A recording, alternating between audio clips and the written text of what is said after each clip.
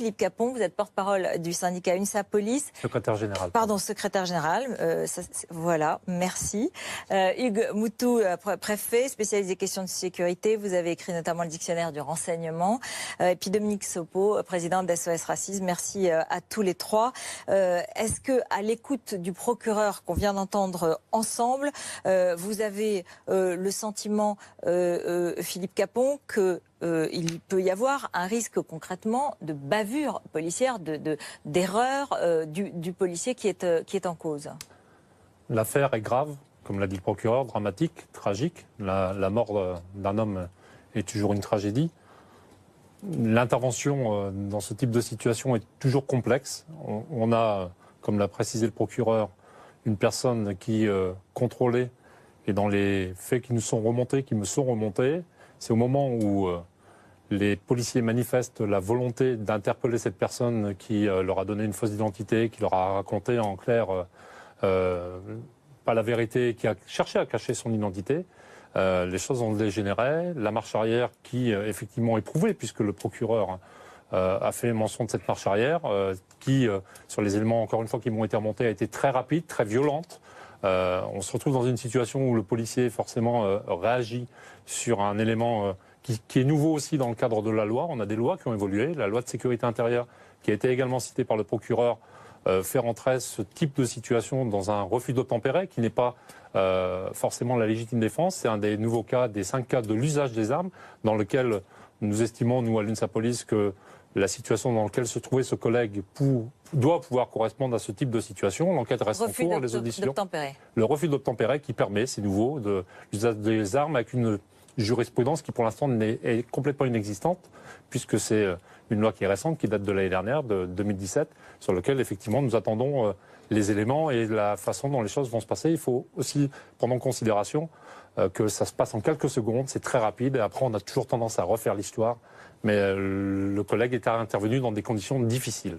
Dominique Sopo, quels sont, vous, à l'écoute du procureur, quelle est votre vision des choses?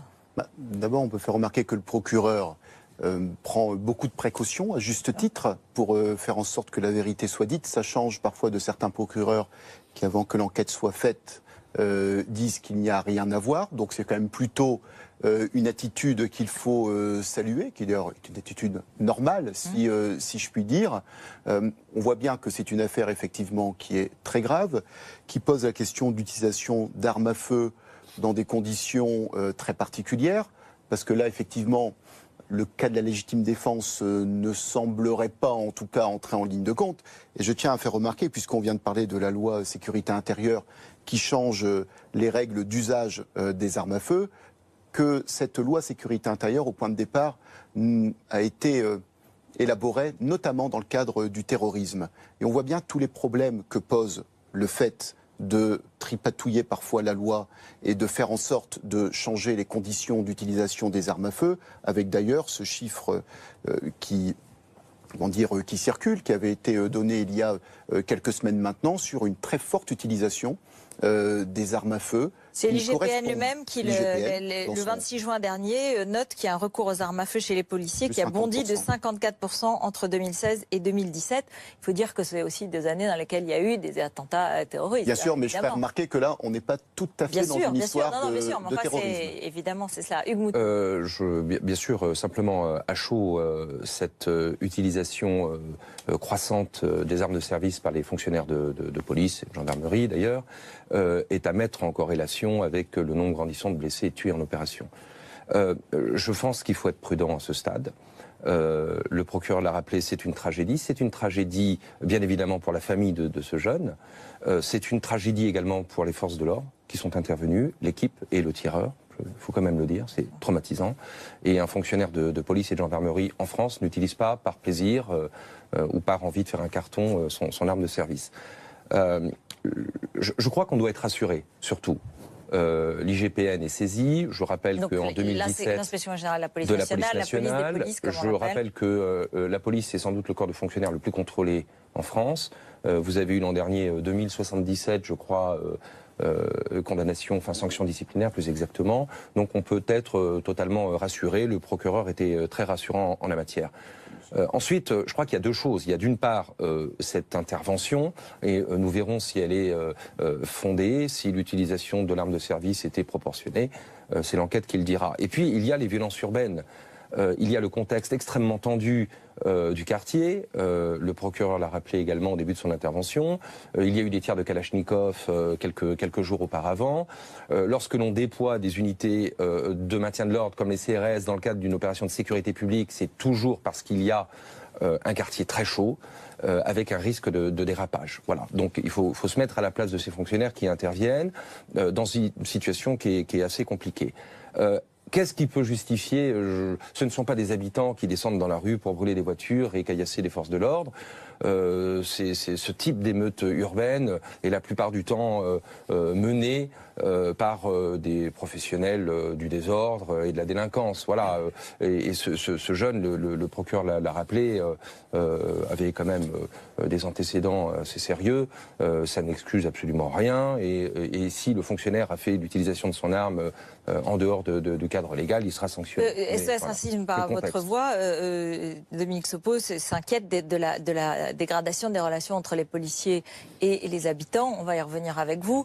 Mais c'est vrai que c'était un quartier difficile dans lequel il y avait déjà un déploiement et il y a eu un problème, comme le disait le... Oui, mais vous savez, comment dire, la question des relations entre la police et les populations est une question qui est très mal traitée dans notre pays. Parce que de toute façon, à chaque fois qu'il y a... Parce que les émeutes, parce que ce sont des professionnels, je ne crois pas que ce sont spécialement des professionnels de l'émeute, il y a des tensions, enfin il suffit de parler à des jeunes de quartier populaire, excusez-moi, comment dire, on peut toujours faire comme si tout cela n'existait pas. On a le droit aussi d'être dans un pays qui fait preuve de maturité par rapport à ces sujets. Or je trouve qu'on est un pays d'une immaturité totale et qu'à chaque fois on a les mêmes arguments, alors qu'ils sont vrais effectivement, il y a 2000 policiers qui sont sanctionnés, etc. etc. Tout le monde a bien conscience que le métier de policier n'est pas un métier facile. On a bien... Comment dire, je pense que les gens ne sont pas des idiots et font la différence entre le fait d'être policier et le fait d'être fleuriste. Hein. Bon, mais une fois qu'on a dit ça, quoi ? On ne voit pas qu'il y a un problème, il n'y a pas de problème, il n'y a pas de problème de relation, d'image de la police, il n'y a jamais de problème. La police de sécurité du quotidien qui a été créée, est-ce que ça a changé ? Non, mais attendez, moi je veux intervenir aussi. Est-ce qu'aujourd'hui, le fait d'être contrôlé en France, de vouloir se soustraire à un contrôle de policiers, de passer violemment une marche arrière pour reculer, pour essayer de se soustraire dans des conditions avec un environnement qui est, je vous rappelle, on est l'été, 20h30, il y a une population qui est toujours autour. Est-ce que c'est normal ?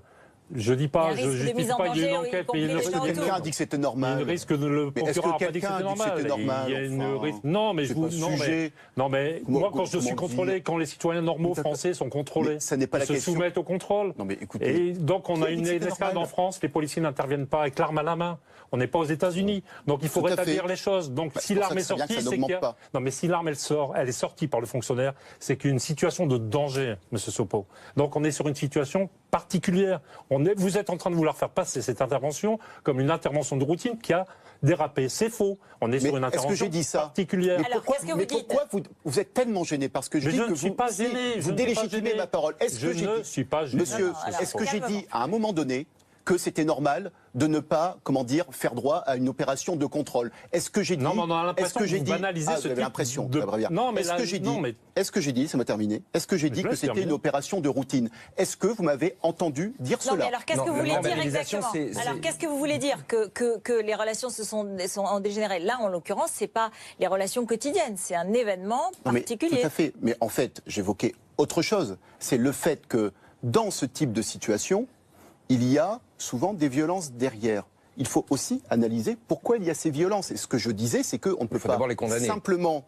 Il faut d'abord les condamner. Monsieur, voilà, ce ne sont pas des habitants qui descendent dans la rue. Ma mère, votre sœur, votre frère ne descend pas dans la rue pour jeter des cocktails Molotov, des patates clouées avec des clous sur les forces de l'ordre. Enfin, je veux dire, ce sont des émeutes urbaines, ce sont des délinquants. Voilà. Oui, non, mais je veux dire, c'est un acte de délinquance. Brûler une voiture, c'est un acte de délinquance. S'en prendre à une voiture officielle de la police nationale, c'est un acte de délinquance renforcé. Très bien. Oui, Enfin, et peut-être qu'il y a un acte criminel qui a été commis. Non, par non, ailleurs. mais rien ne justifie. Rien Très bien. ne vous Donc, permet voilà, de le dire. absolument. Donc, en l'occurrence, SOS Racisme, comment dire, n'a jamais Tout à fait. légitimé Absolument. les violences urbaines, puisque de lever toute les façon, doutes, les violences urbaines, les premières victimes sont les habitants des quartiers, et que par ailleurs, les violences urbaines, jusqu'à preuve du contraire, n'ont jamais servi à faire avancer les dossiers que nous Absolument. évoquons. Absolument. Donc, bien On est évidemment, tout à fait d'accord. et que d'ailleurs, les lieux dégradés sont des lieux qui concernent les Tout le habitants monde et qui du appartiennent à Breil, tous les habitants, de bien sûr. Dervalière ou de sûr, Malakoff. bien sûr, Donc bien sûr. évidemment, comment dire que nous ne pouvons que condamner les émeutes urbaines. Ceci étant, une fois qu'on a condamné les émeutes urbaines, il faut quand même bien voir que ce type de situation est une situation qui renvoie aussi à un contexte très particulier de dégradation de relations entre la police et les populations. Non, non, et non. que, si, bien sûr que Non, non, si, pas du tout. Pas et les que populations. il suffit... Pas les Les populations. populations. Alors, on va conclure parce si. qu'évidemment, avec la Excusez-moi. conférence de presse du procureur, on a eu un peu moins de temps. Donc, c'est votre diagnostic, c'est-à-dire que c'est une relation dégradée avec les populations. Vous dites non, c'est Pas un les événement populations. précis et ponctuel. Tout à fait. Évidemment, l'enquête le dira et en l'occurrence, le procureur donnera ses conclusions à fait. dès demain. Je voudrais Merci dire quand beaucoup. même un chiffre, 5700 blessés par an dans la police nationale et dans les quartiers, M. Sopot le sait, 30 à 40 individus qui sèment la terreur sur du trafic souterrain, trafic de drogue, qui empoisonne la vie de tout le monde et la vie de toute la cité. Merci beaucoup, merci à tous les trois. On va parler évidemment de ce rebondissement dans l'affaire Alexia Daval. À tout de suite.